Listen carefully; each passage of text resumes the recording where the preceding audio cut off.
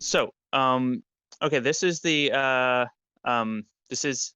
event whereby Quantum is going to grill me on certain philosophical and metaphysical differences we have, and we have set this event aside specifically for this purpose. So, uh, God, do you mind possibly moving to the audience so it can just be Quantum and I up here? Yeah, I can do that. Yeah. Oh, and by the Okay, way, he automatically will come up when he raises his hand. He's a stage okay, mod. thank you. Okay, so Quantum, Yes. um, what what what are we debating about? Okay. So you seem to have this idea of sort of like non-committal attitude towards metaphysics, and you think that you can appeal to pragmatics and utility, and also like an idea about emptiness to get to some like I said, non-committal state towards metaphysics. Um, and I mean, I think that the whole framework sort of it's not that it's inconsistent, right? It's that it's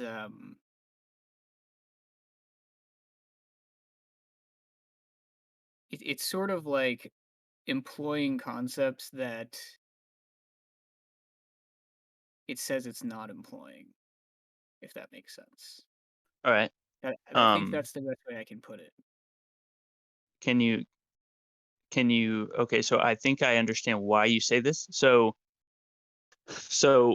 the way I instead of trying to establish some model as definitive, you will often hear me admit that I can't establish it, but I'll turn around and say, well, this is how I use it. And then you and others often object and say, ah, but how do you define usefulness? And I'll say, oh, it kind of stops there, or it can just keep going, but I prefer if it stops somewhere. And I think some people see this as possibly being in bad faith or trying to avoid being committed. I don't have a problem with being committed to certain fundamentals or definitions. I just want it to stop somewhere. And I don't want it to think that it's something, I don't want to think it's something it's not. And I don't want to tell people it's something it's not. So let me ask you this regarding commitments that you think are ambient to my system, what commitments do you think I should introduce that I'm not talking about, and what would that mean for my system of thinking? Sure. So, okay. So, utility, like, I think we started talking about this in our last conversation towards the end a little bit. Now, um, it's basically going to be, I guess, if you think that's the only label you can give to it and you can't really describe it at all, that's fine. Um, but I mean, it seems to evoke um, like value, something which is valuable to you. Um, and people might say towards a goal or towards an aim or something like that as well. Um, I don't know if that's totally required, but like I think that the value part of it is. So I guess at the very least, you need to give some kind of metaphysical account for value, um, even if it's general or or broad. Like there just has to be something there that like is in the world, right? That that accounts for that, right? Or that not just like accounts and grounds and these sort of terms like sound like they don't mean anything to an extent to some people.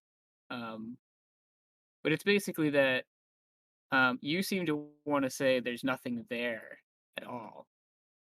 Um, and I don't think that utility would make any sense to talk about if there weren't something like that in the world, right? Now, I don't the self is sort of a rabbit hole, and I've heard you say that it's like a Theseus's ship. Now I also think like everything to an extent is a Theseus's ship, so I don't really know if that's gonna going to point towards there not being any sort of metaphysical being or substance or whatever you want to call it there, right? Um, yeah, I'm not sure. Like, I think when we talk about metaphysics, we're talking about like a framework in which like all the stuff that we invoke sort of resides, right? Um, and it doesn't have to be a particular way, but it has to be there has to be something there, right? So I think that you need to have like basic commitments like that, um, and I think that they get refined later. But I just I don't see how utility like comes to be or is there, however you want to parse that, right? Um, in your framework of looking at things, right? Because I mean, you talk a lot about epistemology basically, um, but you don't really talk about what is being known. Like what are we coming to knowledge about? Like what are you see what I'm saying? I do. I do. Okay. All right. So, there was a lot there. So let's see. Um, you, you mentioned that uh, I uh, let me choose which doors to open. Okay, um, so I use models and I say that they're useful, and you think that it needs to be grounded in uh, metaphysics. Okay, um, and now there may be certain assumptions you and I have here that are getting in the way. Like for example, I know that some people think that it is it is a prospect, it is a possibility to arrange their philosophy in a um, descending hierarchy scheme or a pyramid where they have something like metaphysics at the top, and through that they will generate the other stuff, maybe theories of truth, theories of knowledge, ethics, all the rest of it. Um, I think this is a little bit naive. I think it more or less just goes in a circle because we need the others to talk about, you know, I mean, would you hold metaphysics to the same standard? If I grounded something in metaphysics, would you then want the metaphysics to be what somehow acquired by one of the other branches of philosophy? No, Then why I don't can't think. it stand on nothing the way that utility stands on nothing for me? Yeah, yeah, yeah. So again, like I think that this mode of looking at it is like looking at it as an argument form, right? Like when you say that it's circular and things like this, right? So let's look at it this way. How do you know that like whatever the state of affairs is resembles like some sort of formal construct at all, right? It like do you think it's likely that it does? Okay, let me So ask you if I'm understanding you. So the phenomena that we deal with every day, how do I know that it what resembles a some formal system? well, no, I mean, I guess so. Everything in your like, you know, you could take the skeptical objections seriously if you want to, right? And you could say that your immediate experience could appear very algorithmic, right? It could appear like very like structured, almost like you could fully describe it like in by some formal system, right? But it still could be the case that that's not actually what's happening there, right? Well, I'm on the same page with you about that. I mean, you and I have talked about this before, that we don't necessarily think that logic is at work in the world by default, Yeah. right? We're on that same page. Okay, Yeah, so because you know oh, the structure of the way that things actually exist, right? It doesn't owe us anything. Like we don't have some entitlement to be able to fully describe it, right? Like it could be that like we are just inherently limited in our capacity to like explore the world, right? Um,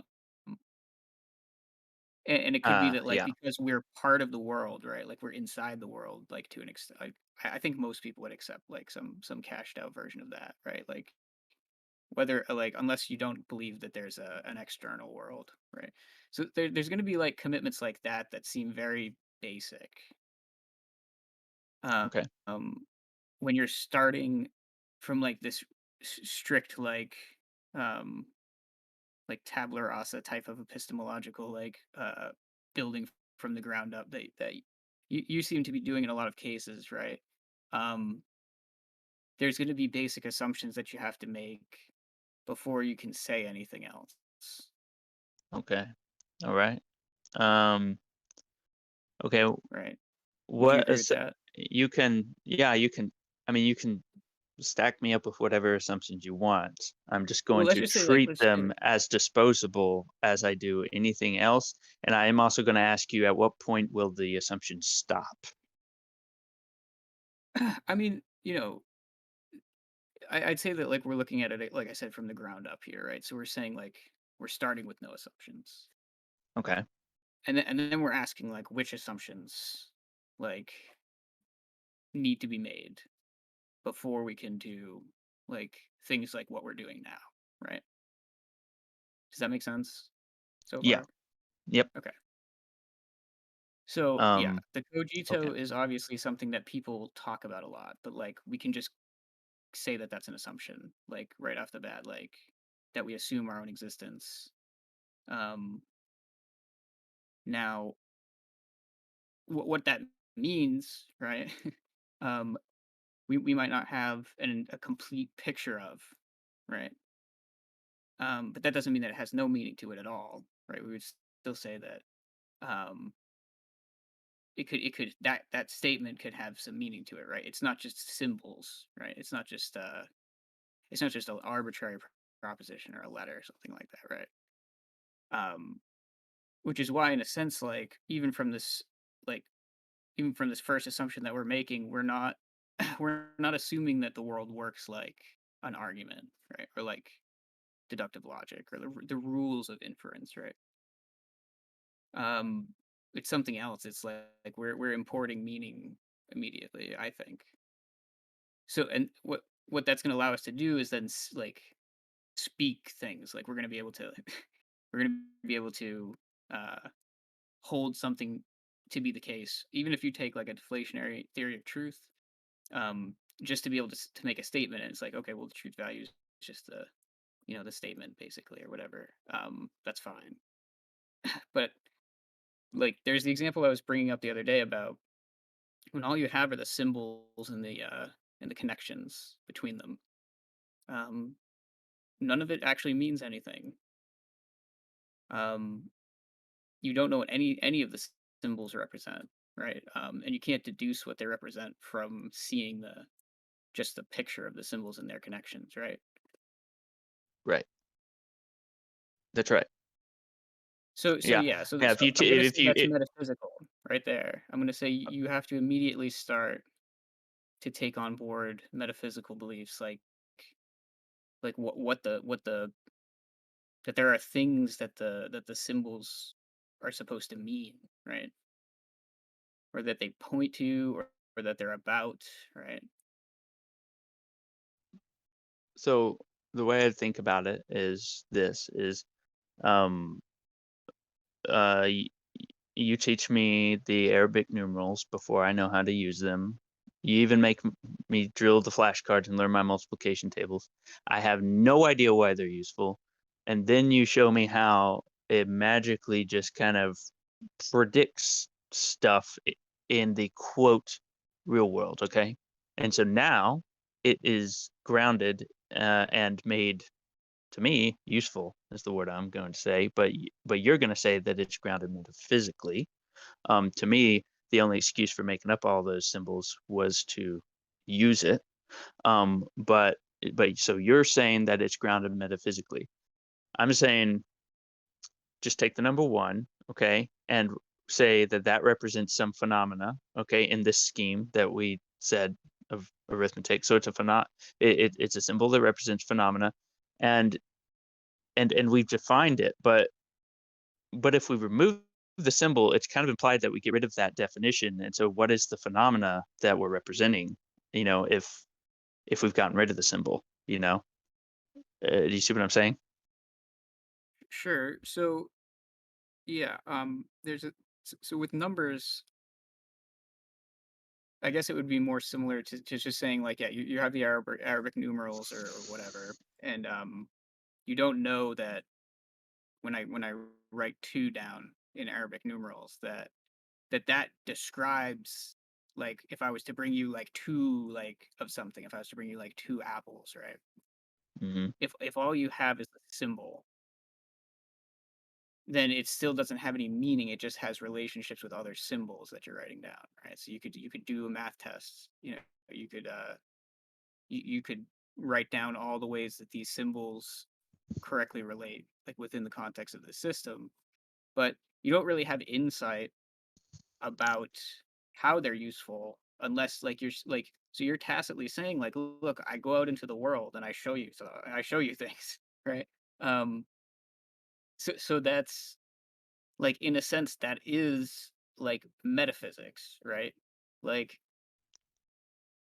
in other words, like if let's say like another assumption, like we talked about the self, right? And then the external world is going to have to be an assumption that you make, right? Um, Now you could say, I'm not going to do that, right? But then it's like, what is utility now, right? So if there is no external world and all it is just you, um, I don't know what it means anymore to say that some notion is useful or something like that. It's only apparently useful. Like it only in a sense of like I'm dreaming and like um, you know, like throwing my shoe at the wall seems useful to me in my dream for some reason, right? Um,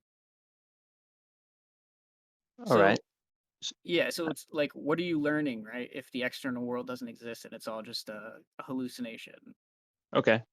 All right. So, um, uh, first of all, I prefer to clean the slate the way a skeptic does and go all the way back to something resembling solipsism. Although I'm not a solipsist, as you know. But if we go back that far, it is useful to ask, what do we have left? And if we if we if a person does just settle on something like the cogito, there are a number of places they go from there. Now, for me, that's not quite far enough because, as you said, and you sort of at least agree, although you may think it's vacuous or something, that we can thesis ship everything. Okay.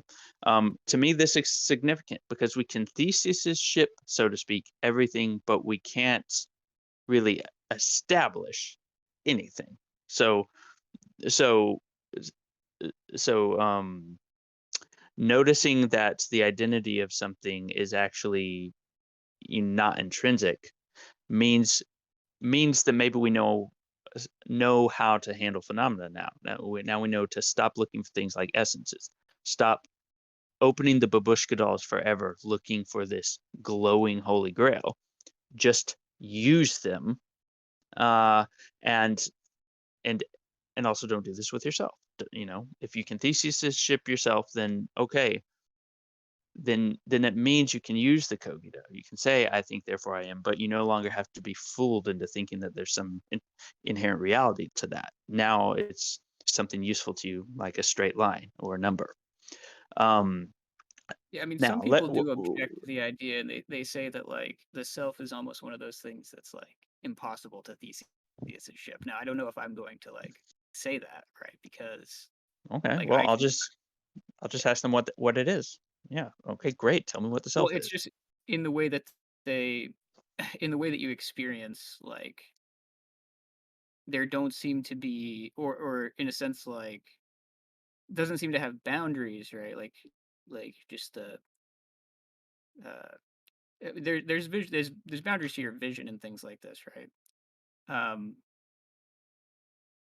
but it doesn't seem to be like your mind is like internally divisible or like so that would be something you'd need to do like a Sorites paradox or whatever, or like a heap or a ship that they're taking apart, by its pieces essentially.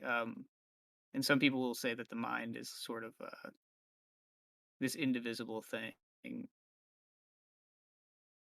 Okay.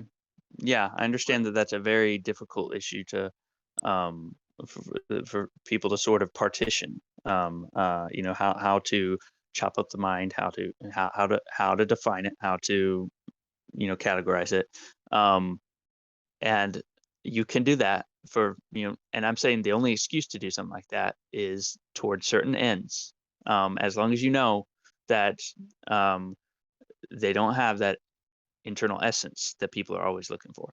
Um, and this isn't a bad thing. So let me tell you this. You you object to certain commitments that you say that I am maybe you maybe say I'm unconsciously holding them. Now let me tell you this. I will I'm always willing to adjust my models. Models to me are disposable. I'll let my model take on whatever form you want as long as I don't have to take this leap of faith and think that something has this internal essence or identity to it. So if you say, Gaspar, you should rearrange your system into, whatever this, with and plug it into metaphysics. Okay, well, let me tell you how I think about it. You've heard me say, I think phenomena lacks inherent identity.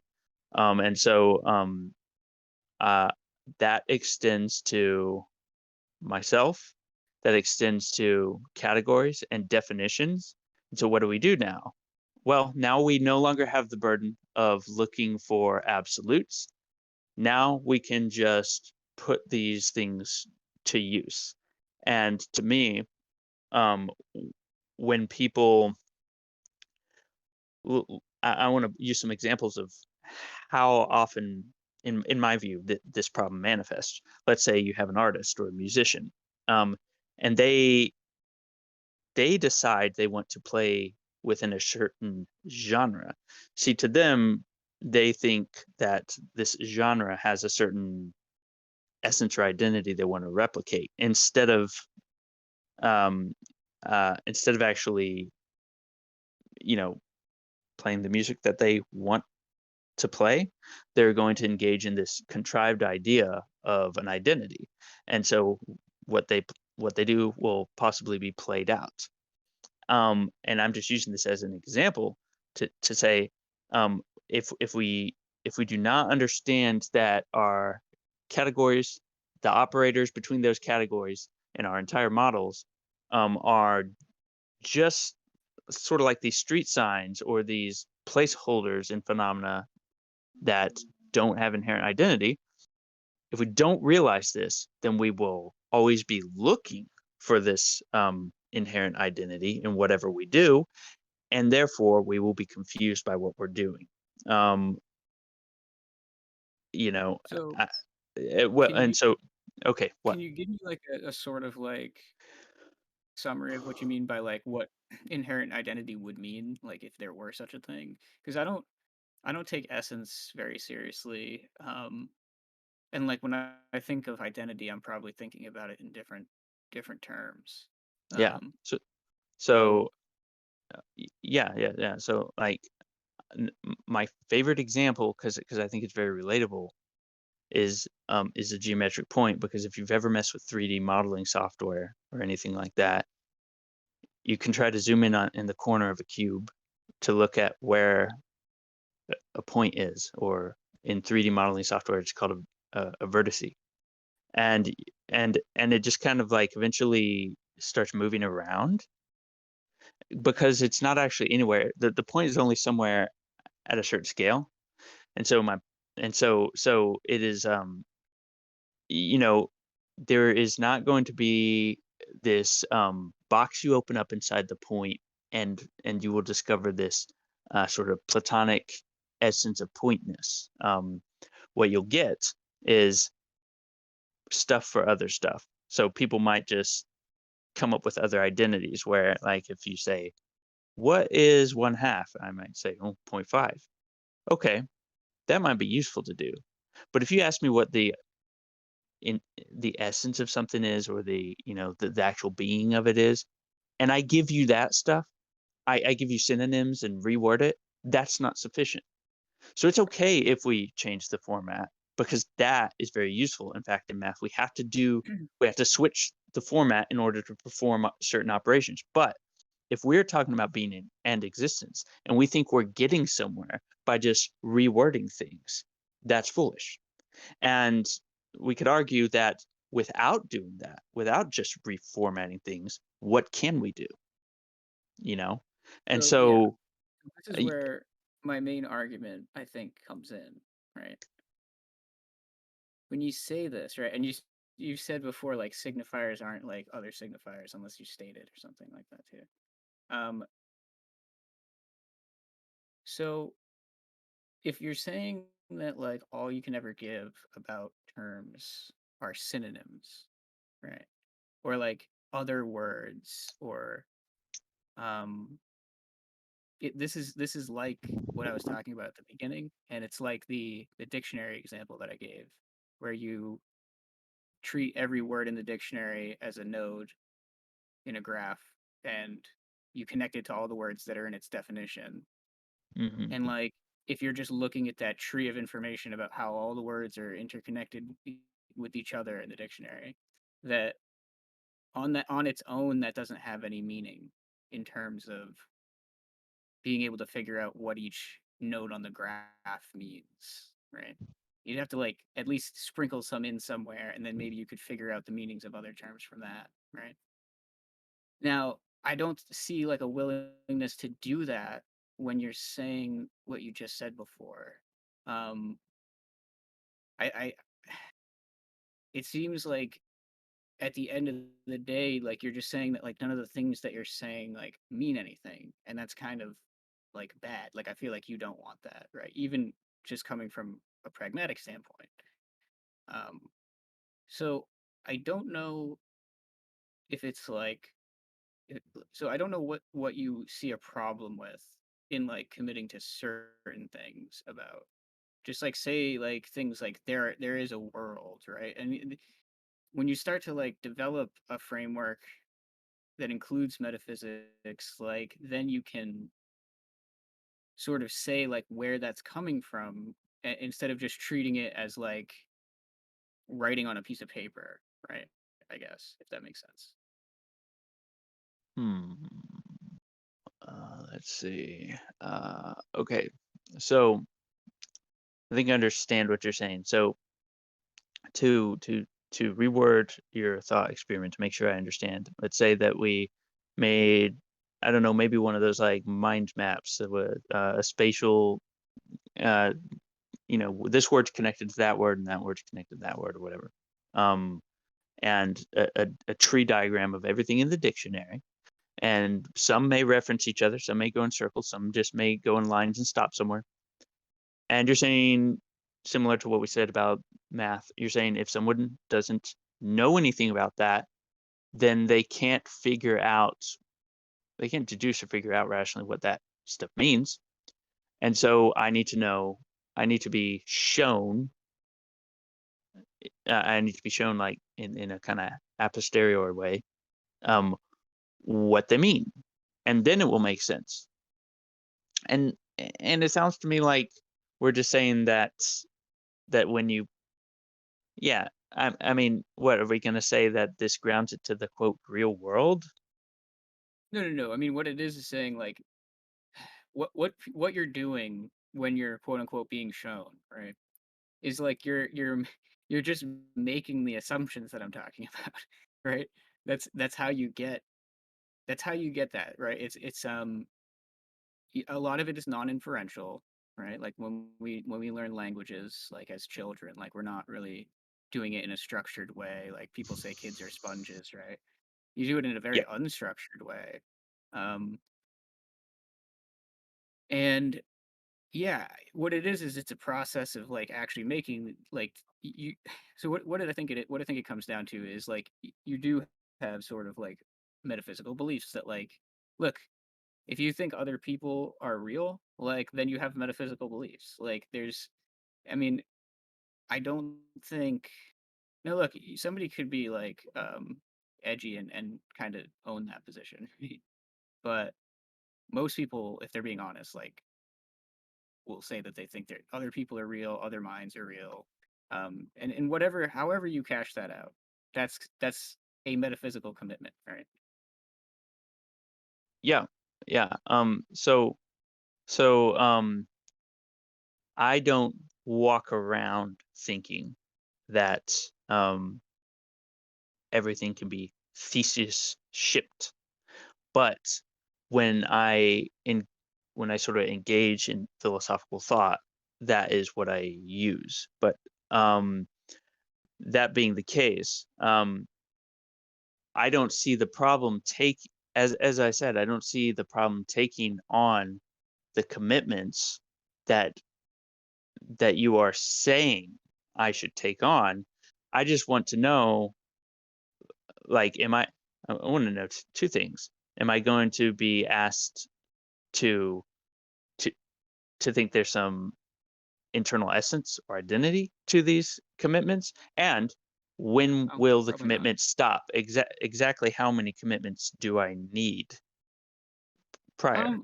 It's probably it's I've never actually sat down and tried to enumerate them before. I think that there's a lot of them. Um, and I mean, it's not necessarily the case that you have to be able to state what they all are either. Um, there's probably many of these sort of assumptions that I have that I don't realize I have either. Right? I think we all sort of do this. Um, we tend to think that okay. So it's like when you hear somebody get challenged on like the cogito or whatever for the first time, or like certain things that they think like, no, yeah, I can justify it. Yeah, I can justify it. And then they think about it, and eventually most people realize, well, wait a minute, like just by attempting to do that, I'm assuming it, so I can't really do that, right? Um, so I think like a lot of these sort of bottom out, like I would consider them like a lot of them epistemically necessary. Some of them might not be. Um, but we tend to take positions on them, like even just due to things like utility, which I think might add more of these than if you didn't have like a notion of utility associated with your system. That may add more metaphysical commitments because like you might have a view where there's really no value properties in the world at all, I guess. But utility is sort of going to require some statement about that, like why is like what is value is basically like why is it there? And Right, I don't think right. these things So have to go on and on forever, right? Like you would say like they go on and on forever, but it's really just understanding which things you're invoking, right? And then sort of like just giving a framework of how they fit together, right? all right, I want to try to do one issue at a time. Okay. Sure. So yeah,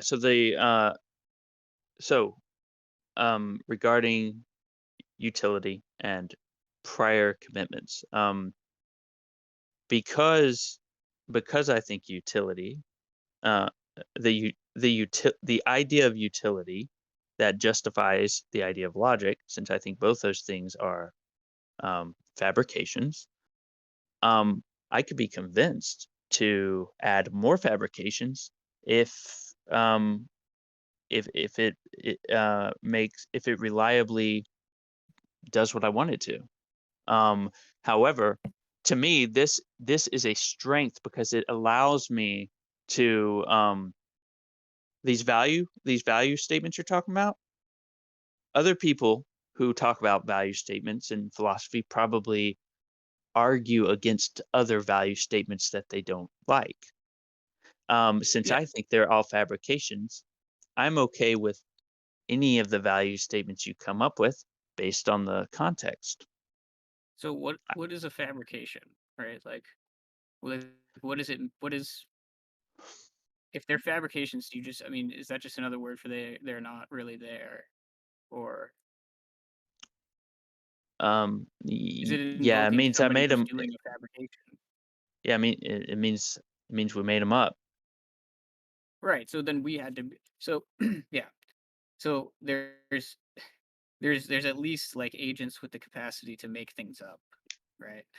So see, these are the sort of things that like are implied by it, right? That's even just sort of a direct implication, right? Um, No, well, no. it's like you don't think so? Okay, so again, I said after we decide across the board that everything can be Theseus's ship, okay, aka lacking identity, then we can turn around and we can have our cogito again, but we don't have to be fooled into thinking it's real. Okay, yeah, we can still walk around in 3D space and think I'm this person, but we can give up the futile task of ever trying to find whatever that internal essence is. Now, um, uh, Yeah. So, and so since we keep hitting that, I just want to say this: like, I'm not an essentialist, so like when I look at the Theseus's ship or the problem of the heap or something like that, I don't turn around and say, well, the heap's not real, right? I mean, I understand the problem. It doesn't have it has fuzzy edges to it. It doesn't have a clear, precise definition. Um, okay. but why would I say it's not real though? Okay, I understand that. Also, why would you say it is real? I Especially mean, if you can't tell me what it is, how many grains of salt it takes to make a heap. well, okay. Say, Why would say you I'm tell me it's real? looking. Say, say I'm looking at like a heap, right? I like an actual heap or an apple or whatever the fuck. It doesn't matter. There's almost an infinite number of things I could be having an experience of, and yet like I'm having an experience of a specific heap, right? That has like specific properties. Um, I mean, I would almost just be inclined to say that in most cases, I'm going to trust my sense perception, um, and like I experience it and take it to be real in that way. Now, I don't see so there's things I could say aren't real in that same situation when I'm standing there looking at the heap. There's things that are not there, right? And in that sense, like those are the things that aren't real. Okay, Um, but let's just kind of where does this go? I mean, you know you can't establish the heap, right? well, yeah, I mean, I could admit that like talking about existence itself or like what it means for something to be real like can get pretty murky. But at the same If you're time, not on yeah. the same page already with the people you're talking to, yeah, if you're What's if the you're use what's the use in saying it's not real, right? Because then I can't make this distinction between the heap and like some other heap that's not there. Like this one's there, right? um Or um it's uh not a giraffe, right? Contraire, contraire. Now all the heaps are available to you, depending on whether you find them useful. I'm going to point to a version of the heap problem that my friend Omni came up with to illustrate this point. Okay, we can argue about how many grains of sand make a heap all day, but then a tractor comes up and it's about to dump a bunch of sand on your head, and you're sitting there with your philosophy toga saying, nope, nope, nope, there's no heap. Well, now suddenly it might be useful to just decide that a heap is about to be dumped on your head.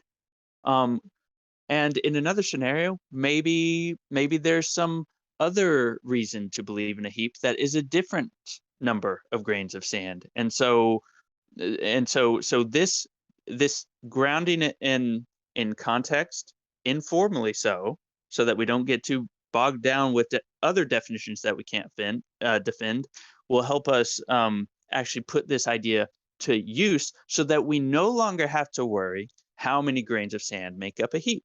We can use many different versions of heaps, just as we can use many different value statements, many different logics, and we no longer have to wonder which is the real one. That to me is the strength of this. To me, the people who maybe uh, don't have this view are going to go looking for the right this, the right that, the right metaphysics, the right ethics, the right logic, the right truth theory, and instead, if you see them as things that you maybe fabrication is too derogatory. Maybe you don't like that. Maybe they're inventions. Okay. Is that a nicer word? If they're inventions, then we get all of them at our disposal and it's up to us to use them skillfully. Yeah, yeah. Is- I mean, I accept that for the most part, like, yeah, they are inventions, right? Or there at least there's a component of it that's an invention. Whenever I, I'm using language right now, right? It's kind of hard to escape using things that, people invented to sort of express like ideas, right? Um, so when you say like we're totally open to picking from all these different logics or heaps, or I guess what you mean is like I don't have to call this a chair. I could like refer to like the chair plus the floor by like some name or something like Mm-hmm. that. Yeah. So that would be like another heap or another chunk, right? And yeah, I mean, I'm fine with thinking that way. And so like I'm sort of a mereological nihilist for that reason.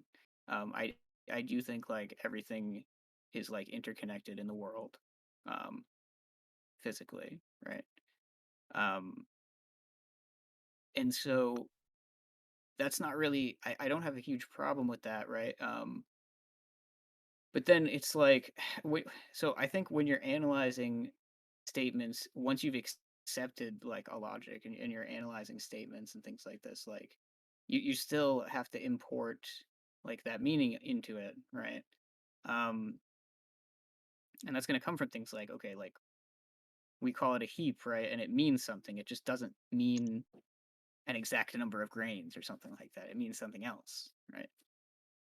Um, Okay. so there's different ways to talk about like what there is in the world. Um, but if you never, I think this is a good direction to take this. Um, you can revise like the views you have on metaphysics, but I don't know that it's helpful to pretend like you don't have any, right? I don't think it's helpful to pretend like you don't have any views about uh, the way that the world is structured around you. Um, So I can think I object? I sure. I do have a metaphysics, okay, and you hear me say it all the time. It just may not be a metaphysics that people think is legit, okay? Um, Phenomena lacks inherent identity. That's the metaphysics, okay? And So yeah, so, so can you explain that deeper, because like I still don't really I still don't really okay, grasp all like right. you use essence a lot. I And use it because, yeah. I'm Let me give you an inclined to example. agree that doesn't exist, right? Like I agree that there's no such thing as an essence. Okay, all right. Uh, okay, let's go back to the thesis ship problem. So that I can illustrate this. So phenomena lacks inherent identity. Let's say thesis ship is a phenomena. Let's say we start replacing the planks, and then we say, is it still Theseus's ship? Depending on how we answer it, I'm not telling you really anything you don't know here. It's just if we say it's no longer Theseus's ship, oh, we're back at the storage paradox. How many planks did it take before we switched over to not being Theseus' ship, and what was the reason for that arbitrary number of planks? Or if it still is Theseus' ship, then we replace the entire ship, and now we're just saying that there's this idea of Theseus' ship, and so ultimately this thing we're calling Theseus' ship, we can't find it, we can't find its objective identity, but we, if there was a person named Theseus, he would say that's his ship. And so we could just go with that and we could use it and not wonder how many planks it makes up. Um, uh, and therefore understand it because we know there's not an answer to those questions. And then you said you agree that we can do that to almost everything. And so I'm saying the same way that there is not this kind of objective Theseus's ship, I'm saying that is what I mean when I say there's not inherent identity, especially if you are agreeing that we can do that to everything. So that is, to me, the that is my metaphysics. Okay, is that So there's no intrinsic Theseus's ship, and so real quick, let me wrap up. The yeah. only excuse, if we grant this, that there's no intrinsic Theseus's ship, the only excuse to go around talking about Theseus's ship is for some idea of usefulness. Oh, we're going to use the ship to get from point A to point B. All right. Now take this, apply it to theories of truth, theories of metaphysics, ethics, all the rest of it. across the board. That's my metaphysics. And to me it makes pragmatism an immediate necessity. And to me it makes it a little bit absurd for me to explain pragmatism at length with synonyms forever. So And, yeah, and, I, no, and yeah. let me tell you what I'm willing to concede. All right. So you say, okay, but we can't just have these float. This is what I think your concern is. Okay, but Gaspar, you talk about these systems and they're not grounded in anything real. So they even if people bicker about what is real and what metaphysics, you at least need to ground this stuff in some idea of metaphysics. Is this kind of Yeah, what you're essentially. what you're saying? I'm saying that since I don't have to go looking for a Theseus's ship, many different metaphysics are available to me. I'll give an example. An example I like giving, and you may have heard me give it just the other day, was um, uh, a couple wouldn't seek marriage counseling from a neurosurgeon, and a person with a brain tumor would not go to a psychologist to have them helped with their brain tumor. Now, we will not. Uh, these people need to go to the people with the right paradigms and the right processes that use those paradigms that can help them with their problems. And the question of, you know, the psychologist is going to talk to the couple as if there's this thing called a mind and these agents that they may even talk about choice and things that start to flirt with free will. The neuroscientist is going to think about it in think about the tumor in much different terms. There's going to be a lot of chemistry, a lot of atoms, a lot of that kind of stuff, probably, and then other stuff that I have no idea what they do. So um, we at no point should we ask ourselves which of these paradigms is the right one. Um, uh, to me, again, especially if you're on board that we can thesis to ship everything, this enables things. This opens the world up. This means that we no longer have to worry about whether there is a mind for the therapist to talk to the couple about, and we no longer have to um, worry about, whether these molecules, macromolecules, atoms are real. No, we're just going to let the brain surgeon do the brain surgery. Um, and we're not So going to wonder what makes a heap. uh and so this to me opens it up. And so what I'm telling you, I'll concede, is actually, yeah, I think it's good for our processes to be plugged into reality. I'm just saying that's completely open-ended, maybe more open-ended than what a lot of people are willing to tolerate, given the example I just gave of both those paradigms of, based on what problem you have, you want to go talk to someone who might have a paradigm of the mind versus a paradigm of the brain. Okay. You see what I mean? yes, yeah, I do. And I do see, like, obviously I see value in what you're saying, like, overall. Um, I was gonna say that when we agree everything lacks inherent identity, there's probably one, like, idea that I could throw your way that might conflict with that a bit.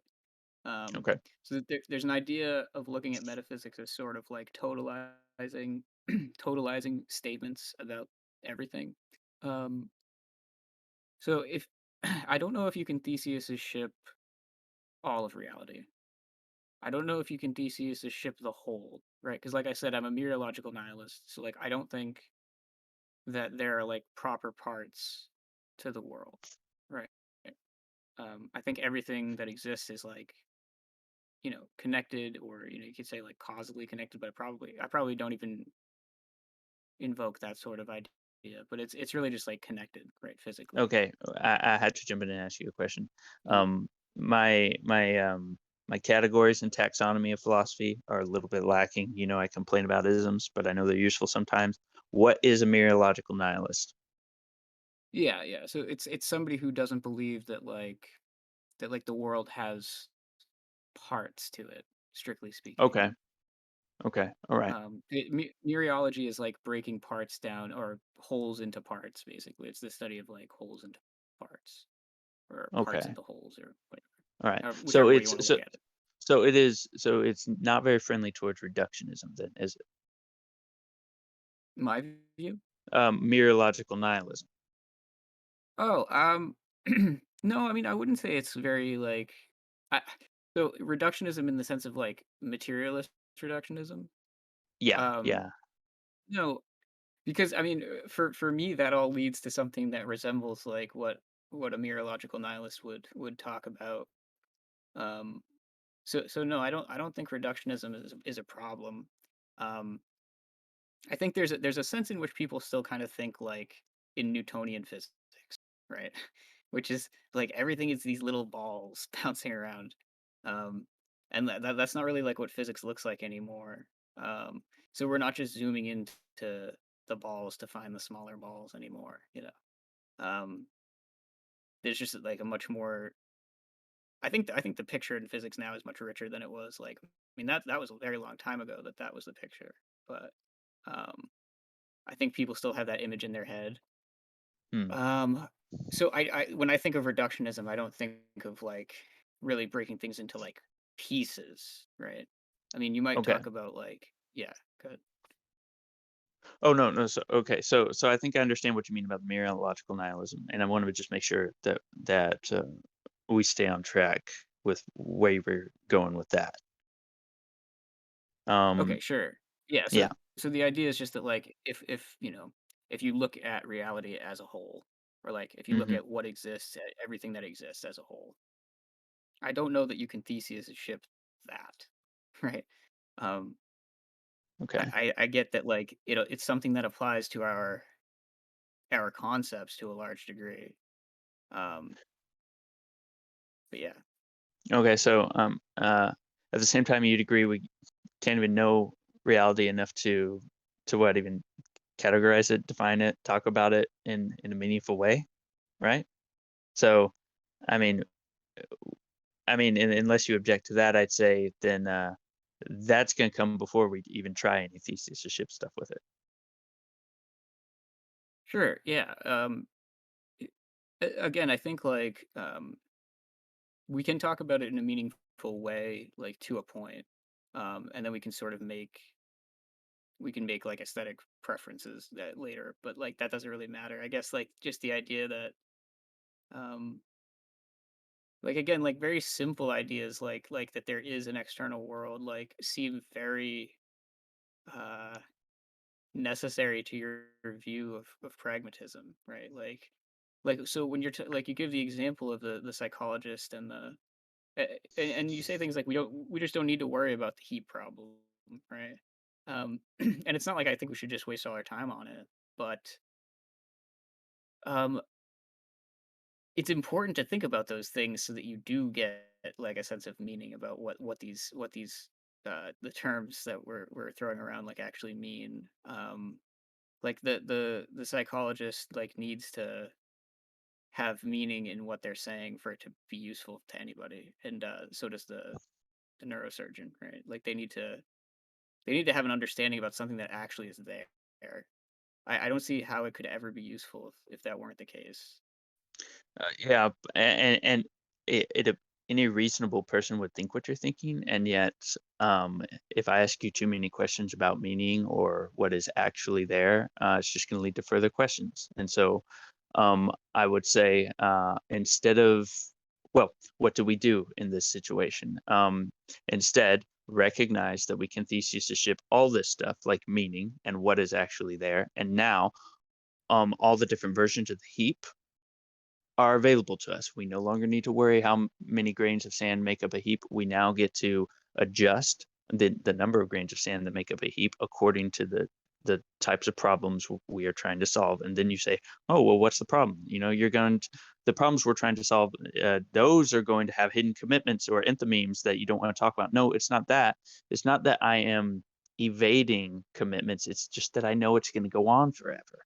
So I'm just going to admit that I can't back any of this up and that I'm just using it. You see? Yeah, no, and I think that's fine. But again, I do think that that's sort of like that's like an epistemology question, right? Because that's Yeah. you just saying like, well, I believe this stuff, but I can't. I'm not going to go on trying to justify it forever. Um, Okay. yeah, and So I almost put that in a different box. Let It's not me a let separate me ask box. yeah, let me ask you this. Uh, now, regardless of whether we've changed each other's mind, now in this conversation, I do believe I have a better and more clarified understanding of what your objections are Mhm. uh, to my philosophy, which I think are I think they're reasonable objections. And I've also provided what I think are, in my opinion, my biased opinion, are reasonable. Well, I pointed out how they may be resolved within this system I'm describing, like with the neurosurgeon and the psychologist. But let me ask you this: do you think things like pure math, is it a problem to you that they are, well, some people say they're indifferent to metaphysics. Some people say they're not. Do you think pure math has metaphysical commitments? Do you think metaphysical commitments do anything to improve pure math? Or does pure math just work just fine without metaphysical commitments? Um, yeah, I mean, hmm. So there's probably like one train of thought that I would have about like if there was any metaphysics to math, right? Which is just that like I could conceive of a world where there's no people who ever came up with math, right? So I guess it depends on what you mean by pure math, right? If pure math is like a concept and like so here's the thing, right? Like I like to think about this type of stuff just, I find it interesting, right? So like I can sort of picture how math like like exists or fits in with like the rest of like my picture of the world. And I could give you like these sort of accounts about it, what I think it is, know.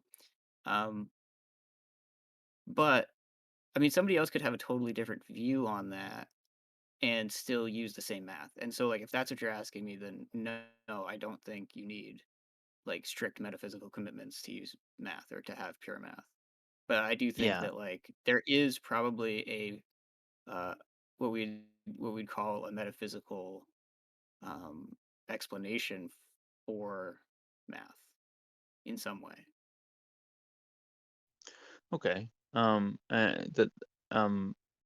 Okay. So yes, in the realm of metaphysics, or in the field of metaphysics, we are going to want to talk about math. We're going to want to try to fit it into the picture. But um, let's see. Uh, the way that okay, but for math to function, for us to do arithmetic, we Mhm. need arguably, I don't know. This is, I don't want to definitively answer this, but to me, we don't need metaphysical assumptions, in my opinion, to do arithmetic or logic. So let me ask you Um, this: do you think like if there was a calculator or something like that that sort of just like popped into existence, let's say, and there were no people around, like, and it's a normal calculator, it operates like properly and stuff like that, and it's just kind of bumping into shit and it's pushing the buttons, right? Is the calculator actually doing arithmetic? Is that what you would say, or oh, okay. So this kind of feeds back into your thought experiment. See, to me, the web of the dictionary words, yeah? they don't intrinsically mean anything until you teach me how to use them. Yeah. So no, that calculator is junk. Okay. Okay, then yeah. So then yeah, in that sense, there might be that kind of commitment that you import some understanding into the process of what you're doing when you're doing math. That extends outside of math, right? Um, Well, the only excuse for just giving synonyms for stuff, like, again, saying 1/2 equals point 0.5, is that it allows us to perform operations that simplify an otherwise complicated problem into, a more useful format.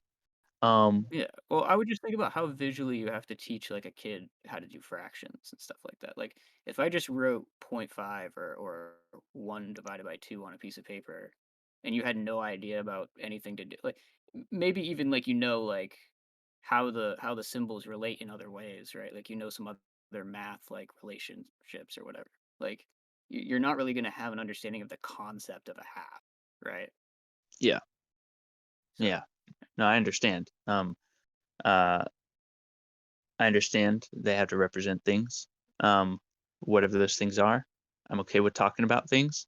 I'm okay with talking about reality as long as I know, as long, again, as long as long as we have the understanding that we, even the heap of sand of reality, we cannot determine. Okay, so that again, you one thing I hope we've resolved here is you said, um, you mentioned me saying that I don't have a metaphysics, and I'm saying this is my metaphysics. The phenomenon lacking inherent identity, the fact that we can thesis-ship everything, and therefore, if we have this understanding, we don't have to pursue fictitious holy grails. We don't have to go after holy grails of, oh, maybe I'll find out how many grains will make up a sand, or maybe I'll find out what thesis-ship is. No, now immediately the necessity is pragmatism. And okay, what's pragmatic? Whatever you want. Come up with different standards, different value statements for whatever you're trying to do. Uh, that's how I see it. Um, and so the other option, I understand that that's bizarre, but the other option is keep going forever. Um, Keep going forever. You know what the options are, you know? So, but hopefully you at least understand where I'm coming from. Now, if you want to if you have other things to say, then then I'll answer other questions. We've gone, I think, over an hour, almost 20 minutes over an hour. Um, if at some point you thought it would be good, we've got some people here. If you thought it would be good to go into an AMA or something, I don't know. How do you want to arrange this? yeah, that's Quantum. fine. I have one question for you, and then we can All right. let people. All right. So Okay. how do you contrast? It's a pretty straightforward question. Just how do you contrast this idea of like everything lacking inherent identity with like just nihilism, which I heard you saying you don't accept or you don't like to call yourself. Well, first of all, I think I don't know if I understand that it is that my way of thinking is. Let me think. So first of all, it's kind of hard, in my opinion, to unilaterally talk about nihilism because if you're actually going to ground it in Nietzsche, the little I've read of him is, I think what we all know at the very least is that he didn't speak in syllogisms. He was more poetic, right? Yeah. So on this fact alone, I bet there's a lot of debate even within nihilist circles about what nihilism is. Um, but typically, it has a uh, I don't know. I mean, a person could call me a nihilist at the end of the day, and it it'd be close enough. It's just that nihilism doesn't. I don't know if they're all pragmatists necessarily. Um, yeah, and I also don't. I think maybe some of them are more or less grounded in some kind of solipsism. Now I could be wrong about this, so please don't crucify me over that. But uh, to me, solipsism it's such a bizarre, arbitrary, and but also telling point to stop. It's like I'm going to doubt everything. I'm going to doubt the hand in front of my face. I'm going to doubt my brain. This could all just be fake news, a big simulation. Ah, but you know what? I think therefore I am. That to me is an arbitrary. Just keep going. You know, uh, thesis to ship everything so that you can understand that you're working with, okay, we can say fabrications, inventions, we can say whatever you want. But then that means you no longer have to pursue fool's errands like what is objective truth? How many grains of sand make up a heap? Now you just get to decide how many grains of sand make up a heap. All right. So pragmatism becomes an immediate necessity. So to answer your question, the idea of going a little bit further than solipsism and admitting that the self maybe isn't something that can be established might be where I differ with nihilists.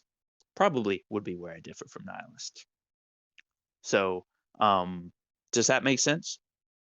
Yeah, yeah, I think so. We can Yeah. we can let people up now if you'd like. All right. I totally I grilled him. I grilled him, guys. He's grilled. Yeah. Yep. Well done.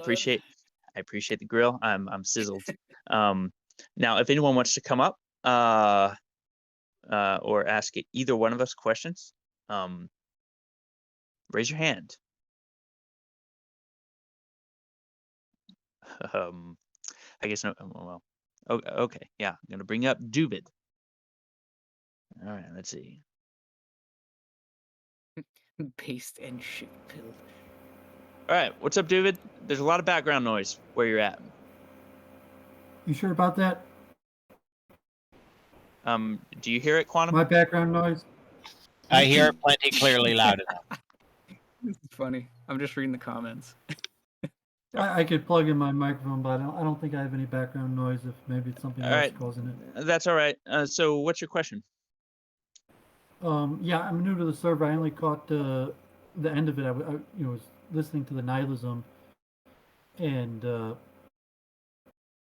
didn't hear if you talked about morality. And like I'm big into karma. I'm a believer in like a world absent of morals, where in essence there is no good or bad. There is no reward for the righteous, punishment for the wicked per se. That in reality is not part of the reality of our world. Okay. So sorry. Can you refine that a little bit? Like what exactly is the question? I guess I'm wondering your opinion on, I'll use the Hindu Sanskrit term karma, or the Hebraic understanding reward for the righteous, punishment for the wicked. Do you reject those things are real? Yeah. I'm across the board. I'm going to say that those are useful fictions. That in order to use them correctly, we need to understand that they have a certain fallibility to them. Would that be like absolute? Like the Buddhist, if a tree falls in the forest and no one hears it, if bad people do bad things and there's no evidence and they don't feel bad about it, that in essence they could get away with it without any bad coming to them. No, that's not necessarily what I'm saying. It's just what I'm saying is that whatever it is you're calling a bad person, uh, whatever you define to be this or that heinous act, the boundaries of those categories and definitions can often be challenged. It's pretty hard for us to simply even define something like murder. We have to add all these bells and whistles and all these caveats to it. We can't just say it's, someone killing somebody. Oh, we have to say that it's the unlawful killing of another person. So, and so what I'm saying is, you heard us talk a lot about the heap of sand problem. I'm saying the whole idea of a wicked person, a bad person, doing the right thing, whatever, those are also going to be as arbitrary as the heap of sand. I'm not saying that we should never use the idea of a heap of sand. I'm just saying that we have many alternative heaps of sand ideas available to us. Does that make sense? Yeah, I guess in essence, I agree. I'm new to this channel. I'm more a spiritualist and arguing in favor of dualism. And one of my arguments is that without a separate spiritual realm, karma or some sort of divine justice, a reward, punishment is actually impossible. That has to occur in a separate realm. That if there's only a material realm, that it's literally impossible for there to even be concepts of good and bad. So I guess that's what I was trying to clarify. Okay. Yeah. So So I understand. you reject that there's some sort of separate spiritual realm. Yeah, more or less. It's yeah. but you would also accept the consequence of that, that if there's no separate spiritual realm, there's likely, no book, no record of karma of some weight of good or bad actions that is tallied up or against us based on some sort of good or bad action. Yeah, probably. Yeah, that's just gonna be a Russell's teapot thing for me. I don't know if there is or isn't, so I don't spend a whole lot of time thinking about it. Okay, yeah, great. God bless. Nice talk, and glad to hear people having serious philosophical conversations. Thanks for including me. Yeah, thank you. Does anybody else have any questions? We got to get the Troyer in here because he didn't know what the hell you're talking about. But then he left, I think. So Okay, he probably thinks I'm a. he was questioning why you were saying Theseus's ship everything. Yeah, you and I sort of developed our own Yeah. private usage of that. What Nirvana? All right. So when you talk about things like defining things like a chair, and what makes a chair versus what makes a chair not a chair, Mhm. like talking about say I want to call a stool a chair, but there's an image of a stool that pops up into our minds when we say stool. We obviously mean a stool is like a chair without a back, pretty much, right? So if you're talking about something like that, what's your response really, and how can you um, reject the idea of a chair? I guess I don't know. Okay, so what? So you were saying that I'm sorry. So what you mean is that there might be. I'm sorry. Can you Yeah, no, it's ask? okay. I don't. I may have pissed Yeah. poorly myself. Okay, so whenever I say a chair, I have an idea of what makes that chair a chair, and whenever I say there's a stool, there's a difference between when I classify something as a stool versus a chair. Yeah. So do you believe that that idea itself lacks inherent identity? Sure. Yeah. Mm-hmm. Okay, I mean, we call flashlights. We call our electric flashlights, and if I have a stick that I catch the end on fire, I call that a torch. But the people in Britain call a flashlight a torch, and I don't have a problem with them doing that, and I don't have a problem with people who use the definitions that I just said. yeah, I get that. I was just trying to I'm trying to figure out a way to word this.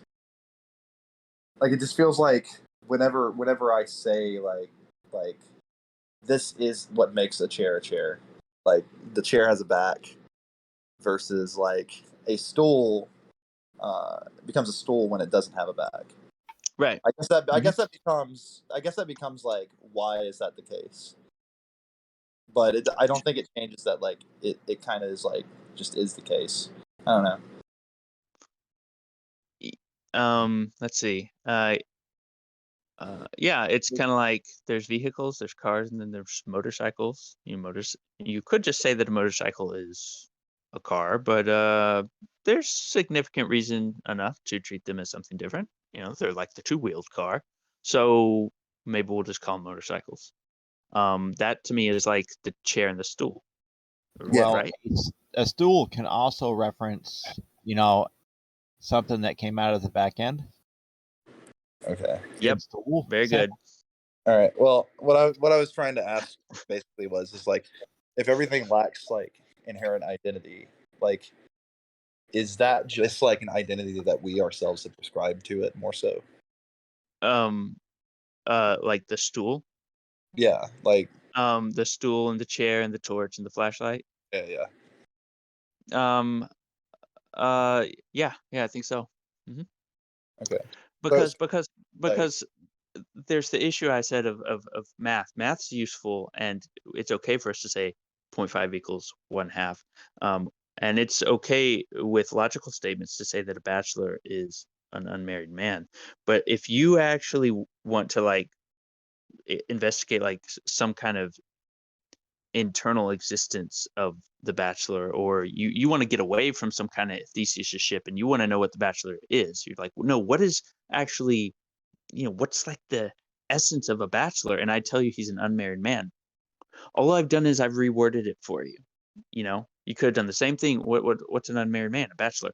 And it's okay to do this with math and logic, but if we think we're getting anywhere metaphysically with this, then we're fooling ourselves. And so like with the stool and the motorcycle, you can use those ideas, but if you try to investigate them for an identity, you'll just keep finding more synonyms similar to a bachelor is an unmarried man, or you'll keep finding more parts, or whatever, and you won't find what you're looking for.